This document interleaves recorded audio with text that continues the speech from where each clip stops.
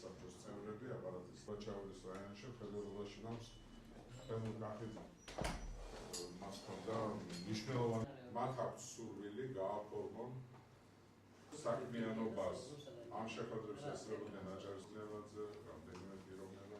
კიდევ მინდა გითხრათ ბიუროს ხლომა სავარაუდოდ 80 სამუშაო ოთახის მქონე დაახლოებით არანაკლებს 3500 კვადრატული მეტრის მქონე შენობის მოძებნა გაჭირდება როგორც ჩანს და ყოველ შემთხვევაში ამ თვის ბოლომდე მე წინარ გავუსწრებ მოვლენებს გამოიკვეთება აჭარის მთავრობის პოზიცია ამ რადგან ქონებას ფლობს აჭარის მთავრობა ჩვენ რასაც ვფლობთ ეს არის ამ შენობას ვფლობთ ჩვენ აჭარის უმაღლესი საბჭო არის პირველი საკანონმდებლო ორგანო პირველი ორგანოა ფაქტიურად აჭარაში აქ მომუშავე მოხელე მაღალ კრიტერიუმებს უნდა აკმაყოფილებდეს იმიტომ რომ ის აჭარის უმაღლეს საბჭოში მუშაობს სამწუხაროდ ძალიან